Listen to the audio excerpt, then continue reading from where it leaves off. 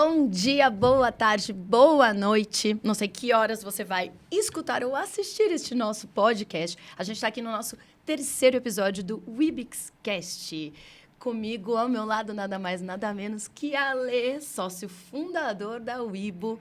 Bem-vindo, Ale. Obrigado, Vivi. Oi, pessoal, tudo bem? Vamos aqui para mais um episódio. Estou motivado hoje, Porque foi muito legal os dois primeiros. Nossa, estão amando. Estão amando. Muito feedback positivo e tal. E o cara de hoje é nada mais, nada menos que o simples conhecedor da coisa toda. Pronto. Eu pedi para ele fazer o suspense. A gente vai conversar hoje com o diretor de novos negócios da maior exchange da América Latina, o mercado Bitcoin. Muito bem-vindo, Fabrício Tota. E aí, obrigado, pessoal. Valeu, Vivi. Obrigado, Ale, pelo convite. Pô, um prazer estar aqui, cara. Adoro esses papos mais descontraídos, sem algum roteiro, mas não muito, né? Sim. É legal. Obrigado pelo convite. Obrigada a você Obrigado por a estar aqui. O que eu queria? É o que você falou. O roteiro aqui é inspiracional, mas eu estava pensando a gente começar pelo básico. Esse podcast, Tota, a gente fala de tudo que acontece no mundo de tecnologia, cripto, utility coins, a gente tira dúvida do pessoal que nos segue, né? Que vive perguntando, enche a caixinha de perguntas aqui do Ale. Então, pensei em começar pelo básico e você vai dando esse upgrade, Perfeito. vai evoluindo o papo. Queria saber de você, o que é uma exchange? Uma exchange é um dos negócios no mundo cripto mais simples e mais complexos que pode existir.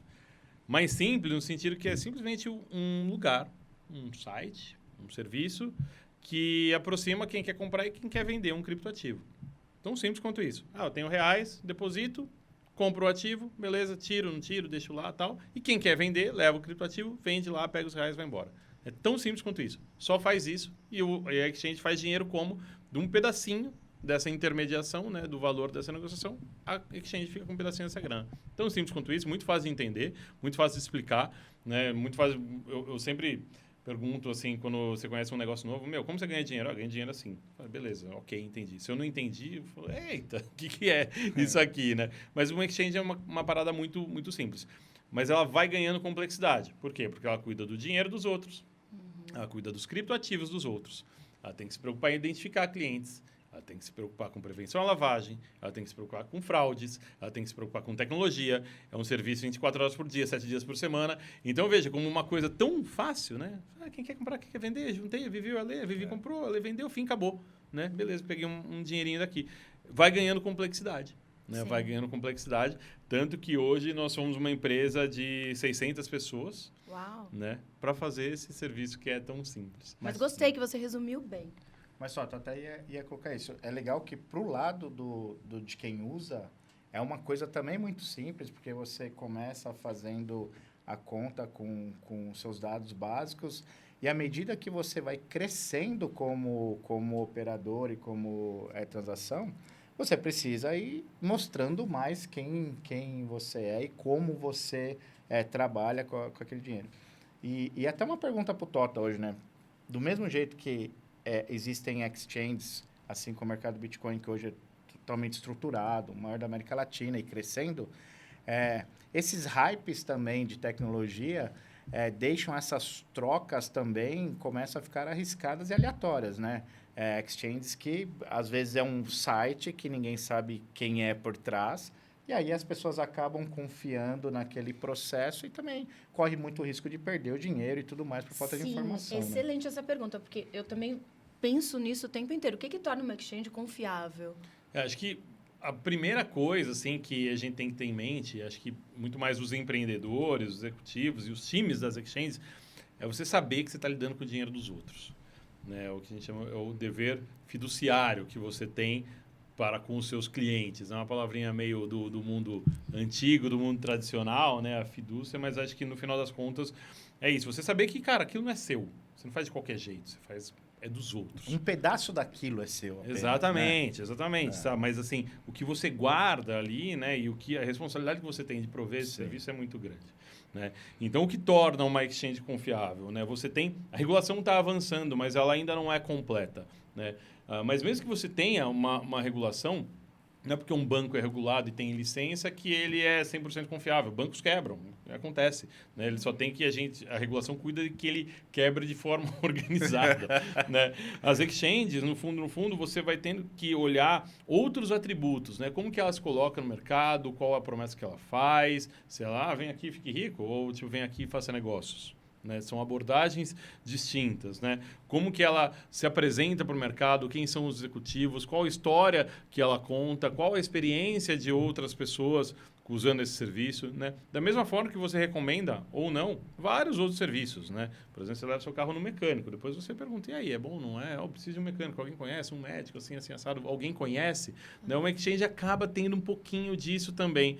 Né? E é importante, quem vai usar uma exchange, que fique atento a isso, que pesquise pelo menos um pouco, da mesma forma que a gente pesquisa sobre outras coisas da nossa vida.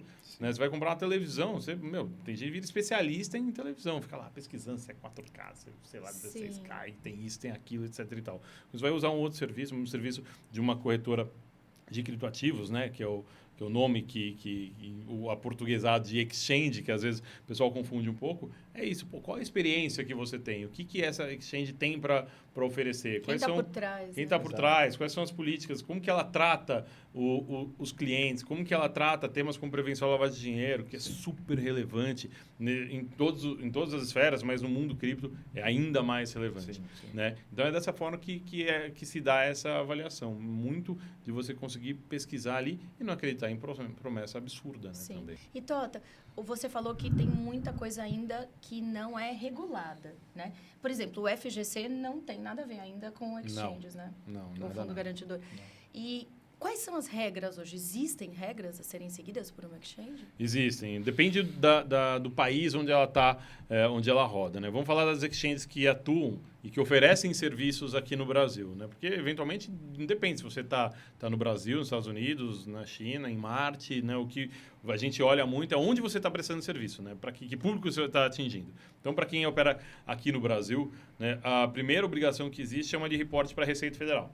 Ninguém gosta muito, né? Mas, enfim, a gente tem coisas que a gente não questiona muito. A gente cumpre porque é uma lei, uma instrução normativa da Receita que todos os negócios realizados numa exchange têm que ser reportados para a Receita Federal. Isso é uma obrigatoriedade que toda exchange tem aqui no Brasil. Né? Essa é a principal regra. Nesse momento, né, enquanto a gente está fazendo esse podcast aqui, está tendo uma discussão super intensa na Câmara dos Deputados sobre o marco regulatório cripto. Né? É algo que não é novo, não é de hoje, não é de agora, mas vem sendo vários projetos de lei que foram agrupados, né? Saíram da Câmara, foram para o Senado, voltou com algumas modificações do Senado e voltou para a Câmara. Né? Então, quem está ouvindo, não sei se já vai estar ouvindo na aprovação, tomara que seja aprovado, enfim, ou na rejeição, tá louco, pelo amor de Deus, tomara que não aconteça, e como que ele vai acontecer, né? Mas aqui no Brasil é uma discussão super avançada, né? Já muito madura, muita gente se envolveu nessa discussão, né? Exchanges, outros participantes também, né? Se envolveram nessa discussão por meio, principalmente, de uma associação chamada AB Cripto. A nossa presença, a nossa atuação foi pela associação AB Cripto, uma associação que a gente fundou junto com outras exchanges e outros participantes do ecossistema cripto, né, que tiveram a oportunidade de discutir entre si e com legisladores, com reguladores, o que seria o ideal de uma regulação cripto no nosso contexto aqui no Brasil. Ótimo. Né? Então, não é... Às vezes o pessoal fala, poxa, o pessoal lá em Brasília vai lá e faz uma coisa na cabeça deles. Não é tão bem assim, entendeu? Teve uma discussão tem bastante... toda uma consultoria de quem entende e vive o processo. Cara, e você tem formas de atuar. Sim. Né? Você tem que explicar, chamar esse cara, educar. Claro. Né? Tem um trabalho muito intenso que tem que ser feito e não é do dia para a noite, né? Ao longo de muito tempo. Né? Eu, particularmente, eu faço bastante esse trabalho. Poxa, vamos conversar isso de um tempão. Sim. Pô, vamos conversar de educação mesmo. Né? Você fala, cara, não entendo nada desse negócio. Não é para lavar dinheiro. Eu falo, não é. E aos poucos vai mudando a cabeça das pessoas, sabe? E esse ponto é muito legal, porque o mercado Bitcoin e as exchanges bem estruturadas assim, elas também têm vivido um trabalho de formação e de educação financeira nesse novo mercado, onde eles vão abrindo, né, possibilidades para as pessoas. Então, tem muitos especialistas que tiram dúvidas, tem podcasts, tem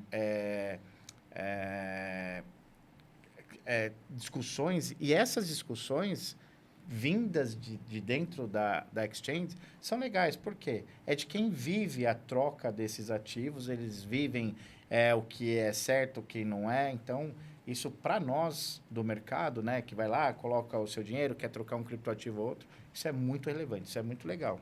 E qual é o país hoje que é mais regulamentado? Qual é o nosso benchmark? Olha, as discussões elas estão acontecendo no mundo todo, né? Acho que principalmente de algum tempo para cá, né? O mercado cripto ele ficou muito mais relevante do que era anos atrás nesse ciclo agora de alta de 2020 e 2021. Sim, então veio muito dinheiro para dentro do mercado, né? Tanto diretamente alocando nas próprias moedas, nos projetos, quanto em iniciativas de fundos de investimento, fundos de capital de risco, de venture capital, que investiram em companhias e em empresas que já estavam dentro desse ambiente, desse ecossistema. Então, o negócio começa a ficar mais relevante. Você fala, pô, peraí, eu até topo colocar um dinheirinho em alguma coisa que não está muito regulada, está meio zona cinza ali, meio blurry, mas está ok. Porque é um volume relativamente pequeno. Talvez esse tenha sido o raciocínio lá na onda de 2017, por exemplo. Né? Depois, chega uma hora e você fala, pô, peraí, cara, agora o dinheiro é grande. Eu entendi esse mercado, né? Dá para operar esse mercado. Mas a regulação, por que ela é relevante? Porque ela é importante? É uma proteção. Para quem? Né? Quer proteger quem do quê? Né? É uma proteção para os clientes, para todo mundo, para os clientes, para exchange, né? Para exchange, né? Para os investidores, não o investidor, pessoa física, as pessoas normais, um grande fundo, né? Local ou gringo, então ele fala, pô, vou colocar um caminhão de dinheiro aqui. Fala, cara, que garantia eu tenho que amanhã não vão fechar esse negócio porque é proibido, porque não é legal, porque sei lá o quê? Né? A resposta sincera é não muitas, né? Sim. Óbvio que porque daí você tem que olhar e muito mais a fundo. O próprio mercado Bitcoin, ele fez 2 rodadas de investimento, né? Captou recursos, né? No final de 2020 e no primeiro semestre de 2021, né? E teve que subir muitos degraus em termos de governança, né? E que a gente fez e de pessoas do mercado, Exato, né? Exato, que a gente tem que mostrar para o mercado e para os investidores o que você faz, como você faz. A gente se considera super preparado... Como cuida do dinheiro dos outros, das pessoas, né? Exato. A gente se considera super preparado para o que está por vir em termos de regulação, mas porque a gente fez uma lição de casa muito intensa para abarcar o investidor. Você não vai colocar seu dinheiro, como é que funciona? Isso aqui eu anoto no papel de pão, isso aqui eu nem está só na minha cabeça. Confesso que dá muito medo. Né? Dá medo. Eu, assim, como usuária, né, eu não usaria outra plataforma, porque é o que você falou, eu já li, eu conheço, eu sei que fundos investiram, eu me sinto um pouco segura. Exato, tem todo Mas sabe o que é legal, Vivi? Que às vezes as pessoas não entendem. Tem a comunidade, ela pega muito esse lado da descentralização, você cuida da sua cripto, passa direto, poxa, se regular o governo vai ficar com um pedaço, enfim, toda essa coisa. Mas a grande questão disso tudo é a segurança para as partes, é a confiabilidade, é a transparência, a clareza. E uma vez acontecendo esta regulação, nós também aqui do lado da Wibix, por exemplo, a gente já nasceu preparado para qualquer tipo de regulação, até as mais severas que possam vir. Então, isso é muito legal porque existe um dinheiro novo que pode entrar nesse mercado pelos institucionais, que com certas regras eles terão mais segurança e colocam mais dinheiro, e assim o mercado cresce e a coisa acontece com mais transparência e clareza para todo mundo. Sem dúvida, isso é uma coisa que a gente comenta bastante. Até, peraí, que o Tota não respondeu aquela minha pergunta. Qual é o teu país benchmark quando você está na associação ou precisa espelhar regras ou buscar Não cases? tem um país que a gente fala, putz, aqui é perfeito. Quando você olha os Estados Unidos, por exemplo, é aquela loucura, né? Como em várias outras coisas. Cada estado tem regulações específicas. Tá. Então, tem algumas coisas... Tem uma licença chamada BitLicense, que ela é emitida especificamente em Nova York. Ela é muito, muito dura, mas tem coisas muito interessantes nessa regulação. E é um selo para uma exchange? Isso, é um selo. Para você atuar em Nova York, você precisa da tal da BitLicense. É quase um banco, né? Mas para coisas específicas cripto. Sim. Então, você vai atuar um player super comum, né? A gente vai fazer algum tipo de parceria, alguém está apresentando os negócios, eles falam, onde você fica? Em Nova York, a gente tem a BitLicense. Você já olha para o cara e fala, uou, esse cara fez uma baita lição de casa. Bacana. Entendeu? Na Europa, tem algumas regulações específicas, né? Bem fragmentado também, né? A Europa está evoluindo bastante também em termos de regulação. né? Então, acho que o que a gente se inspira mais é Estados Unidos e Europa. Tem alguma coisa interessante em Ásia também, mas é um pouco mais distante e o mercado está num outro nível de maturidade ali, né? Em Singapura, Coreia, né? Japão já fez alguma coisa há muito tempo, mas uma coisa que já está até um pouquinho datada, né? Eu gosto mais de... Mas não tem um cara que fala, meu, copia esse que está perfeito. Não tem. Né? Esse aqui é o caminho das pedras. Né? E a gente sabe que não vai ser perfeita. Sim. Também. Não tem como. Se a gente fizer uma regulação perfeita hoje, vem uns malucos que nem o Ale, inventa um produto novo daqui 2 semanas e a regulação já não presta. Né? Então, assim, não vai ser perfeita, a gente sabe disso e está tudo bem. Mas vamos começar de algum lugar, entendeu? E depois vai adaptando. Coisas como finanças centralizadas. É super difícil a regulação disso. Sim. Tem uma discussão acontecendo no mundo inteiro. Ninguém sabe para onde vai, para onde corre, como faz. Mas estão num caminho de amadurecimento, né? Exato. O que o Ale, pegando o gancho do que o Ale tinha falado antes, a gente enfrenta muito mesmo essa falta de regulamentação, esse problema, para nós, quando a gente aborda clientes grandes, né? Sim, é o que você falou. Então, o cliente tem que fazer um aporte, ele precisa... Não estou falando de só investir na empresa, né? Mas entrar com white label, entrar na plataforma. Ele tem toda a governança, o compliance dele. Muitas vezes são multinacionais, né? Sim. E ele capitais fala, abertos. Eu importo isso para fora como? Né? Como que eu dou saída? Como que eu dou entrada? Isso para a gente vai facilitar muito. Às vezes, no nosso mundo, acontece. Nós vamos lá, apresentamos o produto, o cliente... Adorei, vamos operacionalizar e tal. E quando chega o compliance, contabilidade jurídica, os caras mais... Como é que é isso? Aí volta a estaca zero. Não, mas acho que a regulação ela vai ajudar muito nesse sentido. Né? Algumas diretrizes vão ficar um pouquinho mais claras. Né? E no final das contas, eu tenho um pensamento muito... Ainda é um mercado super novo. Né? Ainda está na pré-adolescência aí desse mercado cripto. E quem chega na frente, quem faz primeiro, tem benefícios. A gente só precisa construir um pouquinho mais para dar o conforto, para que os seus clientes, seus potenciais clientes falam, tá bom, eu estou entendendo que tem um risco aqui que eu tenho que tomar, topei. Sim. Esses outros aqui eu não topo, mas a regulação me ajudou.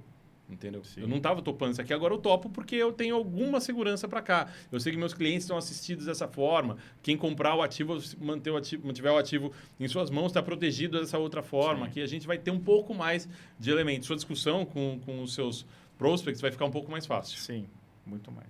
Sem dúvida alguma. E aí, agora, uma curiosidade nossa também de muitos seguidores. Como que funciona uma listagem dentro de uma exchange? Cara, a listagem é uma das paradas mais complicadas que existe numa exchange. Eu que o diga, viu? É um processo longo e muito difícil. Muito longo. Né? Porque o que é a listagem para a turma entender? A exchange ela pode escolher que ativos ela coloca ou não coloca na plataforma, né? Com base em uma série de fatores, né? Que é discricionária. Ela escolhe. Fala, não, eu quero esse, eu não quero aquele. Então, são vocês que decidem. Não basta uma moeda existir. Ela precisa conseguir entrar na exchange. Exatamente. Nesses modelos que são empresas centralizadas, como uma exchange, a gente escolhe. E por que é complicado isso? Porque a gente entende que a gente carrega uma responsabilidade. Super. Também. Né? Então, você fala, vou listar o ativo XYZ. Eu vou contar para os meus clientes. Fala, galera, tem esse ativo aqui. Vai uma fazer coisa nova que está chegando dentro de casa. Exatamente, né? Posso ter mais intensidade, menos intensidade, mas eu vou promover e eu tô ali, tô negociando esse ativo. Sim. Se esse ativo for uma fraude total, completa, descarada, você acha que esse cliente ele vai reclamar com quem? Com a exchange. Sabe? É que nem licenciamento, marcas que licenciam outros produtos que não tem nada a ver, sabe? O cara lá, sei lá, você dá um exemplo aqui, bobo. Maurício Souza, tem a maçã da Mônica. Quando a maçã tá podre, você acha que o cara reclama com quem? Vai reclamar com a marca, que não tem muito a ver com isso. Então ele fala, não, é só licenciei e tal. E, porque assim, a princípio você está dando seu aval. Exatamente, você está dando seu aval. Né, para aquela moeda. A gente, o sonho, não sonho, né, mas um objetivo, assim, no meio do caminho, por exemplo, você pega a B3, né, a nossa bolsa aqui de ações. Tem trocentas empresas listadas. Tem empresas que foram listadas no ano passado que caíram 90%. Só que já é um mercado que está num nível de maturidade, ninguém foi reclamar com a Bolsa. Pô, vocês listaram essa empresa. Porque já tem um mercado muito maior. O cara vai reclamar com a empresa, vai reclamar com o banco que abriu capital, vai reclamar com o assessor que vendeu para ele aquele ativo. Mas ele entende que a B3 é um meio, né? Mas a B3 não é o alvo nesse caso. Mas é um mercado que é uma das críticas, né? Que é uma porcaria esse mercado, que tem um monte de pedacinho, um monte de intermediário, que tá todo mundo pegando uma parte da grana que deveria ir para o bolso do investidor ou de quem está abrindo capital. Mas, enfim, isso é uma outra história. No nosso caso, as decisões são muito mais simples, mais ágeis, mas a responsabilidade também é maior. Se der errado, o cara vai falar que a culpa é minha. Por Tá mais muito que mais não seja. direto, né? Tá muito mais direto, né? Aos poucos isso está mudando. Elas estão enxergando a gente como meio e não como fim. Mas ainda tem uma responsabilidade muito grande. Sim. Então, eu listo conforme o interesse de uma comunidade específica. Isso que eu queria saber. Quais Por são exemplo, os os critérios. Vamos lá. Primeiro, os critérios. O que existe de supra-sumo, tal? Quais são os ativos mais negociados no mundo, com maior valor de mercado, os quase óbvios. Tipo, vou montar uma exchange do zero. Nós três aqui vamos montar uma concorrente de mercado Bitcoin. Né? Vai ter Bitcoin? Óbvio. Temos que começar com As isso. blue chips. Exatamente. do Vai ter mercado. Ethereum? Óbvio. Né? E daí vai ter algumas... Quando passa das 10, 20, 30 primeiras, já não são tão óbvias. Sim. Mesmo nas top 10, top 20, tem coisas que ali a gente, por exemplo, optou por não querer. Sim. Tokens de exchanges específicas. Não quero, não tenho o menor interesse Sim. para isso. E algumas não tão óbvias, né? Uma moeda que é 300, 400, 500 mil ou nem está relacionada, para a gente fala, pô, faz sentido. O projeto faz sentido. O projeto faz comunidade. sentido, tem comunidade. Sim. Né? Então, a gente foi adaptando ao longo do tempo também os nossos critérios, de modo que tem as óbvias, mas fora das óbvias, projetos que fazem sentido, que têm potencial, né, que a gente enxerga um valor, que a gente enxerga uma comunidade, né, e que uma due diligence mínima ali, pelo menos na parte tecnológica, pô, esse smart contract para de pé, não para, faz sentido, não faz. Segurança de né? tudo isso. Segurança de tudo isso, daí a gente vai lá e bate o martelo e fala, pô, vamos listar isso aqui. E daí também tem uma coisa da intensidade, né?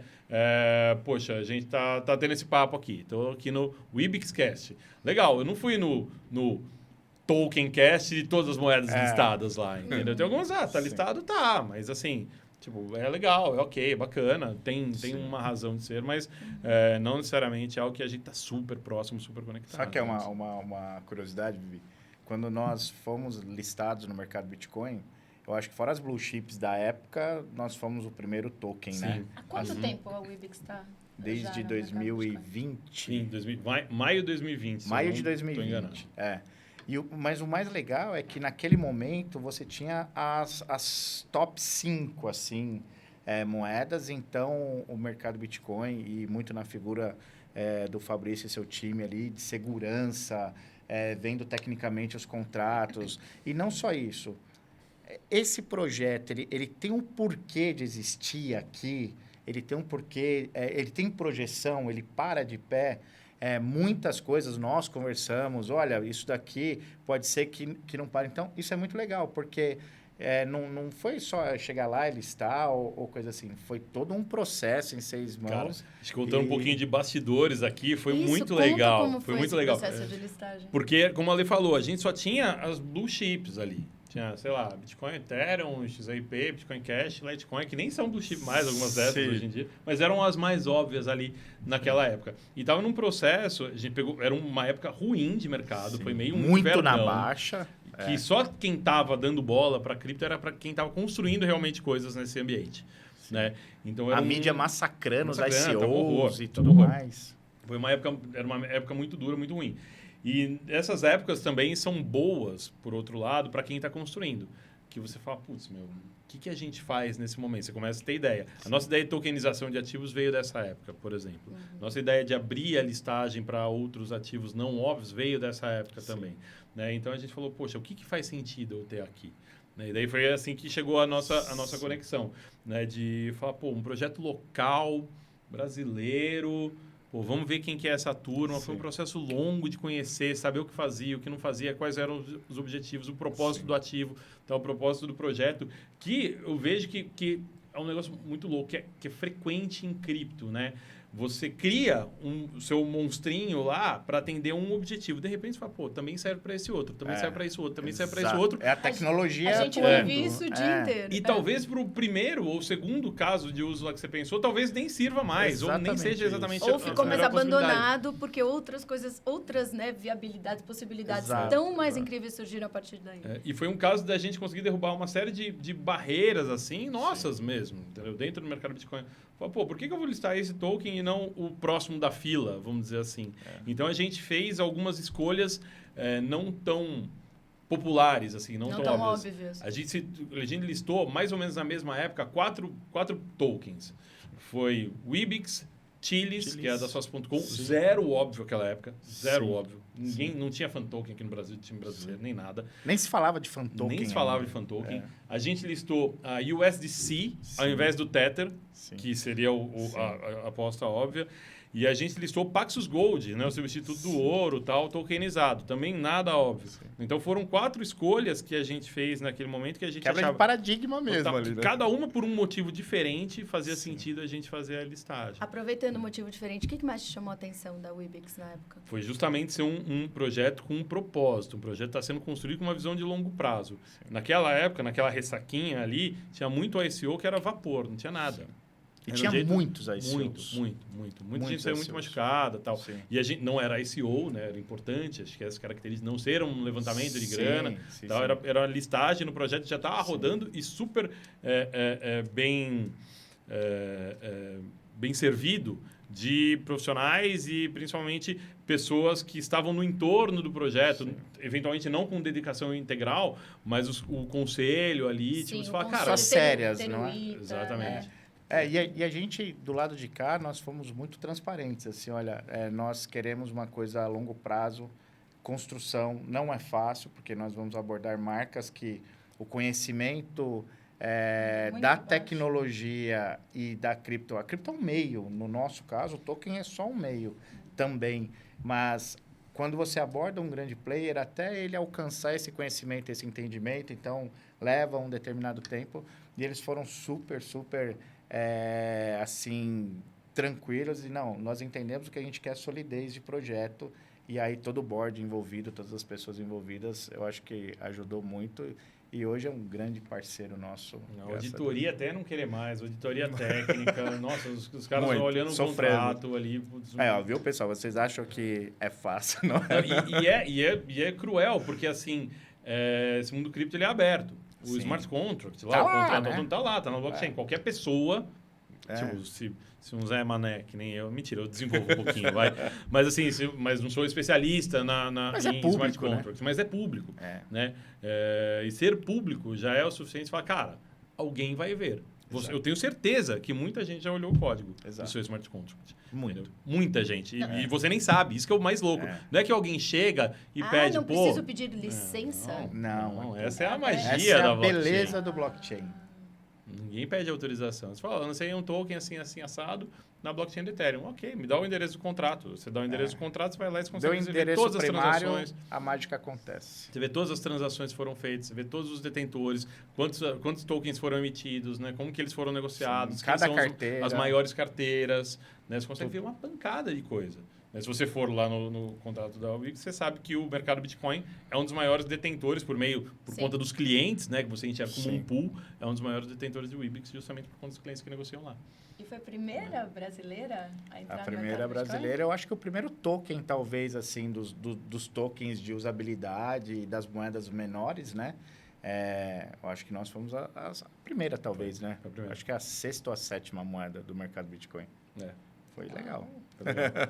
Super case. E, Tota, vocês são muito cobrados por novas listagens, novos ativos? Somos. Sabe que essa quebra toda... Demais, né? Não, e foi muito louco, assim. Tipo, a gente lembra do processo, assim, com muita atenção, assim, como um processo que não era óbvio, não é que, tipo, essa é a próxima coisa que a gente tem que fazer. Sim. Foi um dia lá, o Tota, na nossa reunião lá do conselho, uma empresa muito menos madura do que é hoje, falar, tem uma pauta aqui, tem uns malucos de São José dos Campos que fizeram esse projeto aqui. Não é que todo mundo falou, pô, que legal, tem que fazer agora. Não, você teve que vender. Tem aquele olhar que o quê? Brasileiro? Cara, ninguém não tem, no Brasil não faz. Não. Os caras falaram lá que é uma turma do Itas. Sério? Como assim? Então, e assim, foi uma construção de trocentas visitas lá. Sim. Foi bem bacana e quebrou algumas barreiras lá, entendeu? O processo foi muito importante, do ponto de vista tecnológico e do ponto de vista de negócio também. Tanto que hoje a gente está chegando próximo de 200, cara. Olha isso. Surreal. Caramba. Tem um processo que... sido quinta, sexta, quase. E hoje é uma esteirinha. Tem um time que cuida disso, tem os decisores do processo, mas tem times que pesquisam os projetos, entram em contato com os projetos, né? Se tem alguma dúvida, algumas coisas a gente simplesmente lista, algumas a gente entra em contato com o time de negócio, algumas entra em contato com o time técnico, e são diversos cases. A gente aprendeu a navegar nesse universo para conseguir ter um set grande assim e deixar o mercado atendido. Né? Não sou eu que escolho o que o cara vai comprar. Cada um que tenha esse poder de decisão em sua mão. Eu quero ser o grande cardápio disponível que você fala, cara, aqui eu estou garantido, não 100%, você pode não gostar do que você viu no cardápio e comeu, né? Mas assim, eu tenho um mínimo de governança dessas opções que tem aqui listadas, a gente tem. E outra curiosidade que é muito legal, Vivi, que assim, a nossa comunidade, ela cobra muito listagens. Sim. O mercado em si cobra muito listagens e tal. E assim, para nós, não faz muito sentido nós listarmos em algumas outras exchanges, mesmo de tier maior, porque ela pode matar a moeda.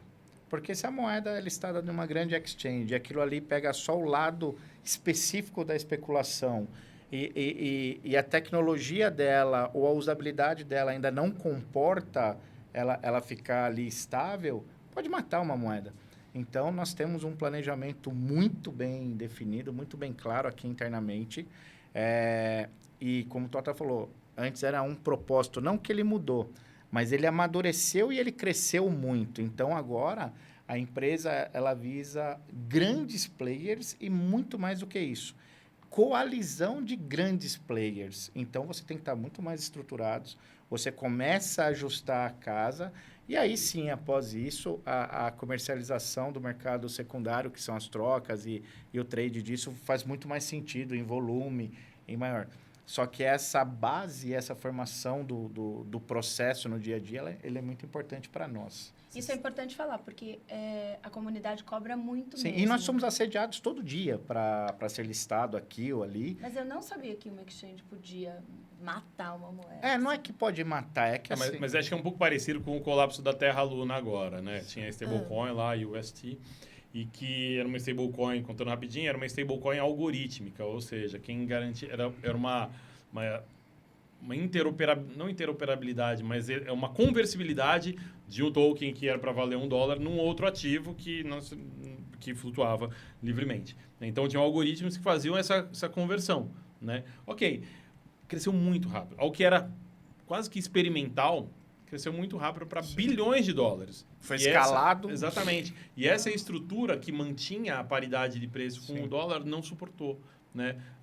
Talvez o modelo nunca funcionasse, tem discussões a esse respeito, mas um dos motivos apontados foi o crescimento muito veloz, né, disso tudo. Daí sofreu um ataque especulativo e acabou o projeto. Acabou, não existe mais. E a gente tem medo disso também, porque o nosso projeto ele serve para fazer o link efetivo entre marca e clientes. Então, ele é a premiação, que ele pode ser convertido em produtos e serviços, ou numa exchange por dinheiro fiduciário ou outras criptos.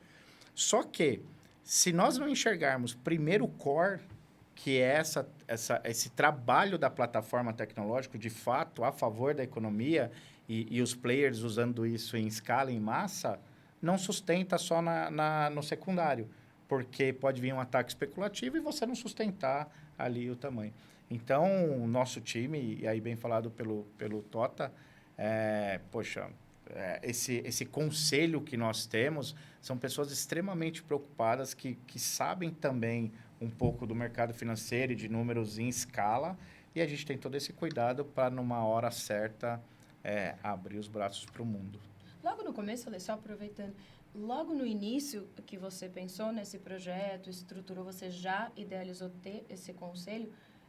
Ou foi uma coisa que aos poucos você foi sentindo a necessidade? Não, um conselho consultivo? Hoje? Sim, nós tínhamos uma ideia de pelo menos 3 pessoas, já nasceu com uma ideia, poxa, eu preciso que alguém seja o anfitrião dessa tecnologia para players mais conservadores, porque é muito difícil falar.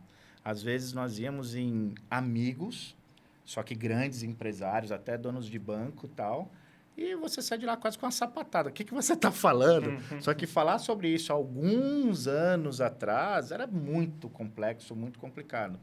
Então, quando você tem do lado uma pessoa ou um empresário que já tem uma formação, tem toda uma tradição empresarial, e essa pessoa entende o projeto começo, meio e fim, fica muito mais fácil você traduzir isso para estruturas maiores, porque ele acaba sendo interlocutor, né, mas com a credibilidade que uma startup não tem. Ele não empresta essa reputação. Exato. Né? E a expertise dele de fazer a coisa step by step. Não, sabe, isso aqui não tem aventureiros, né? Não somos aventureiros de entrar no mercado. Então, isso foi muito importante para nós e até hoje, é muito importante ainda. A tecnologia ela não vive sozinha, né, cara? Não. No final das contas, são pessoas que estão construindo esse mercado, esse ambiente. E que fazem esses links, né? Porque a tecnologia ela só faz o link, né? Exatamente. Pessoal, algumas considerações finais. Nosso papo Pô, já? Que pena. Poxa, eu ia papo perguntar tão de gostoso. Mônaco, que o Tota tá saindo de Não, férias. Outra categoria, né? Não, mas esse mercado cripto agora deu uma acalmada, mas tem muito evento, né, cara, no mundo inteiro. Então é a vantagem de ser um mercado global. E é super importante estar conectado também no que está acontecendo. Vocês sempre estão presentes? Vocês foram para Dubai, Miami? Dubai, Miami. Às vezes a gente vai em Nova York. Cara, e é uma loucura. Eu lembro a quando gente se estava em encontra Miami. sem querer, às vezes. A gente não se encontrou em Miami, né? Não, em Miami não. Muito chique, né? Nos encontramos. A gente só se viu em Dubai. Desculpa. Nos encontramos em Nova York. Eu tava verdade. eu não encontrei ninguém.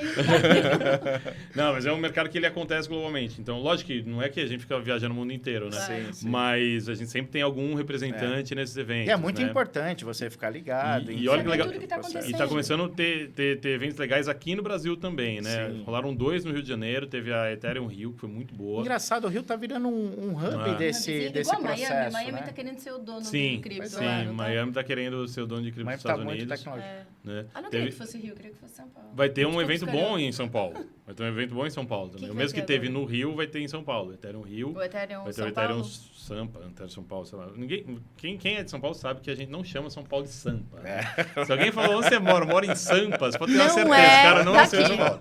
Não nasceu aqui. Mas eu não sei que nome que vão dar. Acho que é Ethereum São Paulo mesmo, né? Um negócio mais blasé, mais dia cinza. Assim. Mais serinhos. Mais serinho. Se bem que hoje tá um dia bonito. Mas vai ter um evento bem legal. O do Rio, o que eu achei muito legal, tinha muito gringo, cara. É que o Rio de Janeiro Olha, continua isso é lindo, daí o gringo importante. vem, né? Tipo, Tá vem aqui, vendo? Então bonito, eu tô bacana. errada, não devia ser São Paulo, devia ser Rio mesmo. Vai Pois é. atrair todo mundo. Mas talvez São Paulo tenha mais empresas Mas já isso é super estabelecidas interessante, aqui, quer dizer, vai eles ser já legal. estão de olho Super, né, no nosso super. mercado. nos Muito. nossos Acho que depois projetos, nas nossas de metas. Ásia, Europa e Estados Unidos, a próxima fronteira cripto, aí um dos mercados mais disputados globalmente, é a América Latina, evidentemente, Brasil capitaneando tudo isso. Olha, isso é super importante. O Brasil é disparado o melhor lugar para fazer negócio cripto na América Latina. Eu acho que Disparado, até finalizando disparado. aqui a minha fala e com a última consideração, é muito importante essas empresas se prepararem, formarem toda essa base para receber todo esse assédio que virá muito mais forte daqui para frente, né? E é muito louco, você conversa com o gringo, eu gosto muito de conversar com o gringo, não para eu contar as histórias do Brasil, mas muito mais para ouvir. Sim. E ver como eles enxergam o Brasil. A visão que se tem de Brasil como oportunidade... Extremamente fértil, né? Extremamente fértil e muito mais potente do que às vezes a gente imagina. A gente, eu digo, que é o senso comum, entendeu? Sim, sim. Aqui dá para fazer, tá, mas sabe como é? Brasil é difícil. Os caras olham com uma vontade, assim, sabe, pô, é um país grande, continental, ó, economia crescendo, um monte de gente acessando serviços, uma classe de investidores que cresce também. A gente, lógico que a gente tem 1 zilhão de problemas aqui, claro, mas tem um potencial muito grande aqui também. E acho que com cripto a gente tem essa oportunidade de desenvolver negócio também, companhias, e atrair pessoas, até profissionais, para trabalharem aqui. Só, cara, vamos construir isso junto. Não tem só gente esperta aqui lá no Brasil fora, ou né? em São José, entendeu? Tipo, tem muita Vamos gente trazer muito aqui, boa né? também lá fora podendo Exato. construir pra Pra vir gente. pra cá. Entendeu? E Isso é o muito legal do importante. mercado cripto é isso, esse co-trabalho e essa cooperação de fora e tudo mais, a comunidade ela é muito receptiva, é muito legal. Você falou da associação, as moedas fazem parte da associação também, são só as exchanges? A associação, na verdade, ela é aberta, né? Tem um processo, mas é mais uma daquelas coisas, tem que fazer sentido. É um processo colaborativo, né? Exatamente. Que você fala, poxa, às vezes a gente está enxergando uma coisa que, eventualmente, um projeto, uma moeda, não está sendo atendido. Você fala, ei, tem esse ponto aqui também. Né? Então, acho que vale super olhar, entendeu? Eu acho que moeda não tem nenhum projeto listado também. Ali, listado não, como associado. Olha lá, Léo. Acho aí, importante. Aí, não é? A associação, ela é de tempos em tempos, né? Que entram novos associados, não é uma coisa... deixa entrar aí assim. Bom, depois você indica o Ibix, por favor. Lógico. Ficaremos no radar. É legal estar no radar, estar dentro do que está acontecendo. Super. E só pegando o último gancho, antes da gente se despedir, você falando dessa atratividade, né, brasileira, me lembra muito o que aconteceu com o mercado financeiro no Brasil, né, devido a tanta inflação, devido ao governo, tudo que a gente sofreu. O nosso mercado financeiro é um dos mais evoluídos do mundo, né? E pelo que você falou, e o Ale sempre fala, isso está acontecendo com a cripto também, né? A gente está se mexendo, correndo para não sair do lugar. E é legal esses novos investidores que estão entrando, eles estão amadurecendo junto com esse mercado. Sim. Então, e novos entrantes, maior que investidores de B3, maior que investidores de outros mercados. E o legal é que esse amadurecimento é muito importante para que a gente, daqui a pouquinho, tenha um ecossistema extremamente legal, estável e ativo, né? O Brasil é fértil para isso. Super. Com certeza. Então, vamos encerrar hoje o nosso Ibixcast. Tota, vamos fazer o seguinte, a gente vai deixar esse podcast aqui aberto para você, voltar a hora que você quiser.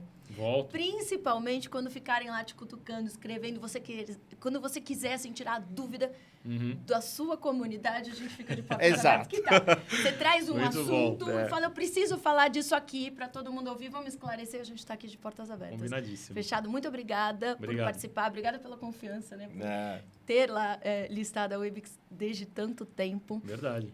A gente fica muito feliz com isso. Vamos acompanhar no seu Instagram? Visita Mônaco? Não. Né? Não. Tô brincando. Imagina. Mas obrigado pelo convite, mesmo. um prazer estar aqui. Putz, papo super gostoso, bem bacana. Tota, bem legal sempre um querido, viu? Portas abertas, você sabe aqui. Quase mentor nosso aqui. Obrigado, viu? Obrigadão, valeu. Pessoal, muito obrigada por terem ouvido, por terem assistido. Então, fiquem atentos ao episódio. 4 vai ao ar terça-feira que vem. Então, toda terça-feira, meio-dia, nas maiores plataformas. Pediram para eu listar aqui algumas plataformas, que eu sempre falo as maiores. Mas, então, a gente vai estar no Spotify, na Amazon Music, Google, Deezer e YouTube. E aí, o mais importante, segue a gente nas redes sociais para vocês comentarem, porque a gente quer ouvir vocês. Muitas das perguntas que eu fiz aqui, por isso o roteiro, que o Tota brincou, mas são perguntas de vocês, né? Porque a gente tem de tudo na comunidade. Tem gente que sabe muito e tem gente que é um novo entrante. Então, a intenção é justamente ajudar vocês, a gente, a crescer e crescer de mãos dadas. Então, fiquem ali atentos, mandem comentários, mandem perguntas, se inscrevam no canal. E é isso, pessoal. Beijo, até mais. Obrigado, pessoal.